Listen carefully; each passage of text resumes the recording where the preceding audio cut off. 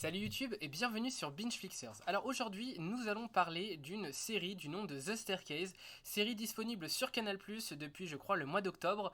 Donc normalement au moment où vous voyez cette vidéo, elle devrait toujours être disponible et en plus, je ne sais pas si c'est sorti parce qu'il y a eu pas mal de contretemps je crois avec la série documentaire, mais normalement il devrait y avoir sur Netflix prochainement une ou alors déjà sortie une série documentaire du même nom je crois, The Staircase, ou alors en VF, je ne sais plus le nom de la série, mais voilà, il devrait y avoir une série documentaire qui parle donc de la même histoire, qui est donc l'histoire de, il me semble, Matthew Peterson ou quelque chose comme ça, je ne suis plus sûr de son prénom, mais son nom de famille c'est Peterson, qui est accusé et qui a été condamné pour le meurtre de sa femme, qui serait morte dans les escaliers, donc il aurait potentiellement poussé dans les escaliers ou tué avant et fini dans les escaliers. Bref, voilà, c'est un petit peu l'histoire globale de cette série. Donc c'est une série d'intrigue, une série voilà, avec beaucoup de suspense qui est très prenante, une série un peu policière parce que on suit toute une enquête autour du fait de est-ce que c'est vraiment le mari de cette femme qui l'a tué? Est-ce que cette femme est tombée dans les escaliers tout simplement?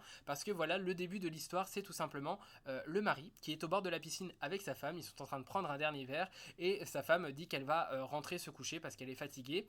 Elle rentre se coucher, voilà, elle fait ses affaires. Et donc l'homme reste un petit peu encore le long de la piscine en train de siroter son verre. Et quand il rentre, il découvre au bas de l'escalier sa femme tout simplement gisant dans une mare de sang, mais vraiment une mare de sang. C'est assez gore à voir, il y a vraiment du sang partout. Et donc il appelle la police avec une voix vraiment, vraiment, il est au bout de... On sent vraiment qu'il est au bout de sa vie. Et donc il appelle pour dire que sa femme est morte tout simplement. Et s'ensuit toute une enquête sur le fait que voilà, sa femme est morte, mais les éclaboussures qui sont présentes au bas de l'escalier laisse penser peut-être qu'elle ne serait pas tombée dans les escaliers mais qu'elle aurait été tuée par son mari. Voilà. Donc c'est un petit peu le pitch de départ et on va apprendre un petit peu au fil de la série. Il y a pas mal de flash. En fait, si vous voulez, dans la série, il y a 3 temporalités. Donc c'est parfois un petit peu difficile à suivre, notamment sur la fin de la série. Mais en gros, il y a une première temporalité qui est la vie avant la mort de Kathleen, donc c'est la femme de Peterson, donc elle s'appelle Kathleen. Ensuite, la deuxième temporalité, c'est l'enquête qui se passe voilà, dans la vie normale tout simplement. Et troisième temporalité, c'est après le procès, c'est-à-dire que c'est, je crois, beaucoup plus tard. Voilà, et il y a parfois des flashbacks et des flash-forwards qui se mélangent un petit peu, notamment au moment du procès, parce qu'en gros, si vous voulez, la série, elle est divisée en, on va dire, à peu près 4 épisodes où ça parle de l'histoire, qu'est-ce qui a pu se passer, l'enquête, tout ça, et les 4 derniers épisodes vont un petit peu parler du procès. Il y a eu plusieurs procès, parce que il y a d'abord eu un premier procès où je ne vous dis pas le résultat, puis il y a eu l'enquête qui a été relancée pour plusieurs raisons. Pareil, je vous dis pas pourquoi parce que sinon ça va vous spoiler le résultat du premier procès. Et donc du coup, il y a eu un deuxième procès qui s'est fait. Et au cours de ces procès, en fait, on a des flash forwards. Si vous voulez, au cours du premier procès, on a des flash forwards qui vont dans le deuxième procès.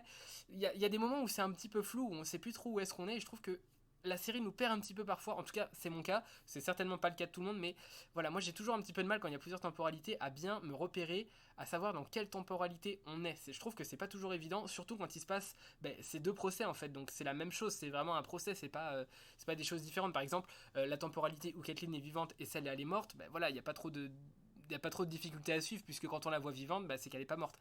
Voilà. Mais voilà, à ce moment-là, il n'y a pas trop de difficultés. Mais quand il y a c'est juste deux procès, en fait, c'est difficile de bien repérer quel procès est à quel moment, de se souvenir de tel juge c'est pour le premier, tel juge c'est pour le deuxième. C'est pas toujours évident, je trouve, à suivre. Voilà, la seule chose qui change, c'est un petit peu la couleur des cheveux. Voilà, je trouve que de Peterson, je trouve que c'est pas forcément toujours évident à suivre. Mais bon voilà, donc c'est une série vraiment à suspense. Moi il faut savoir que les séries, un peu les thrillers comme ça, ou les séries à suspense, ou les enquêtes policières, c'est pas forcément mes genres de prédilection, c'est pas des séries que j'adore, voilà, par-dessus tout.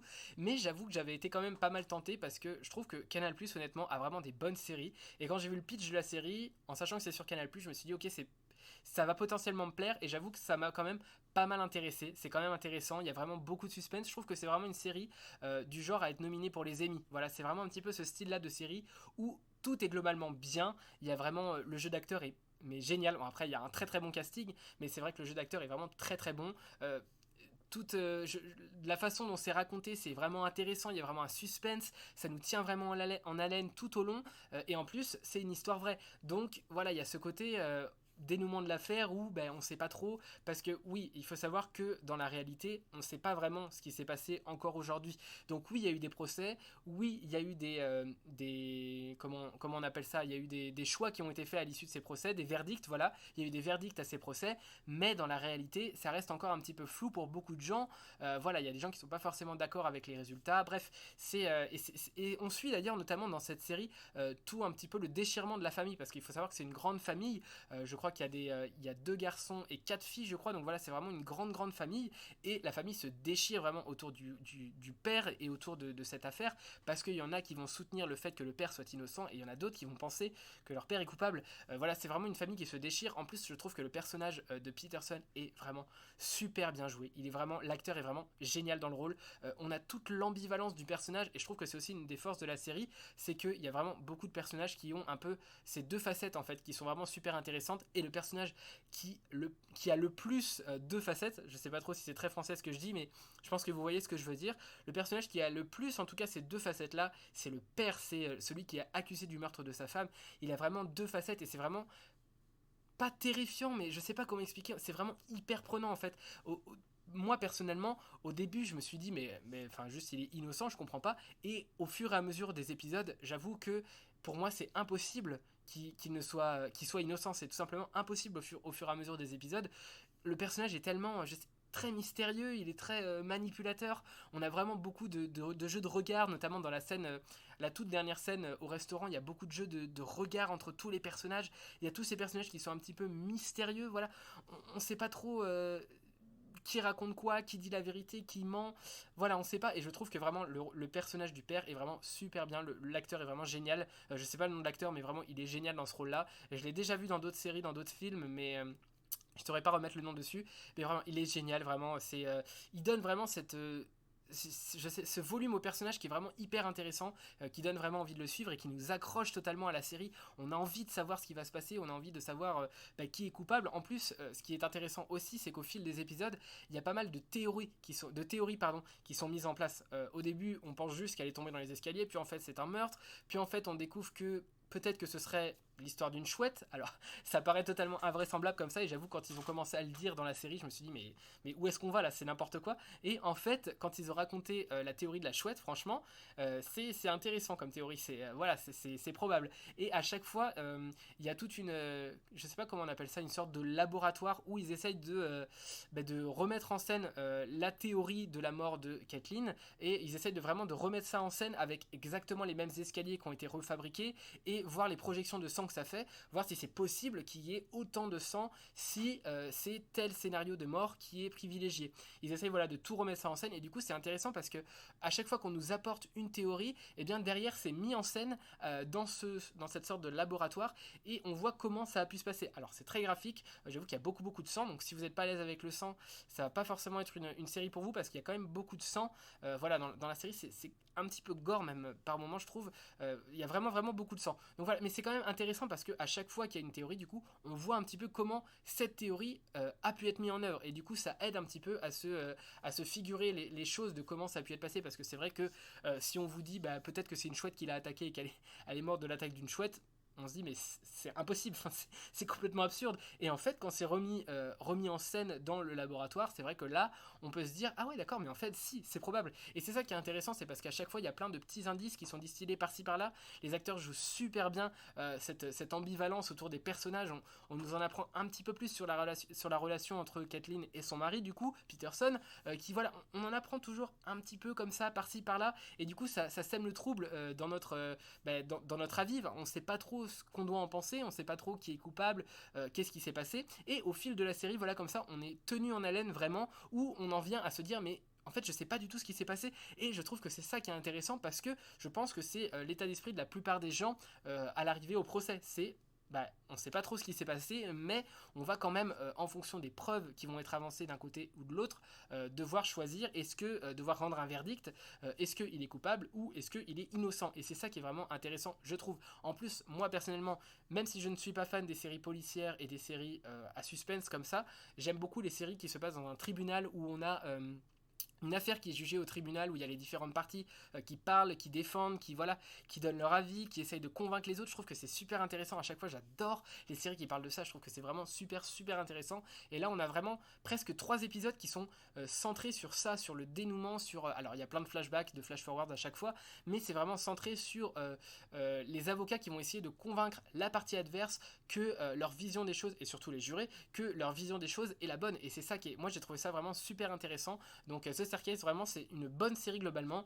C'est pas la meilleure série de l'année, clairement, mais c'est une bonne série. Voilà, c'est une série que on regarde volontiers. Et puis, voilà, c'est 8 épisodes de quand même 1 heure. Donc, il faut quand même avoir le temps devant soi. C'est des épisodes qui sont quand même assez longs. Bon, j'avoue que parfois, ça se perd un petit peu en longueur. Il y a quelques moments où c'est un peu long, je trouve, mais globalement, c'est quand même une bonne série. Et en plus, ce qui a été intégré dans la série, et ce que je trouve quand même assez intéressant et assez marrant, c'est que donc il y a un documentaire, comme je vous disais, qui va être diffusé sur Netflix. Je crois qu'il a déjà été diffusé, mais qui va revenir. Enfin, c'est un petit peu compliqué la diffusion de ce documentaire. Et le tournage de ce documentaire est intégré dans la série. Je sais pas si c'est vraiment clair, mais en gros, il y a des moments dans la série où on voit toute l'équipe du documentaire parler avec le Peterson, personnage de la série, et essayer de mettre en scène voilà, tout ça. Il y a des images même qui ont été filmées, qui sont mises dans la série de ce documentaire, et vraiment, la réalisation du documentaire fait partie intégrante de l'intrigue de la série. Et c'est ça qui est intéressant, ça fait vraiment une mise en abîme, et je trouve que c'est vraiment intéressant tout simplement à suivre. Ça donne vraiment un cachet supplémentaire à la série, et voilà. Mais globalement, moi, mon avis général sur la série, c'est une série que j'ai bien aimée, même si je ne suis pas fan des séries à suspense. Voilà, j'ai quand même apprécié cette série. Je trouve qu'elle est vraiment pas mal.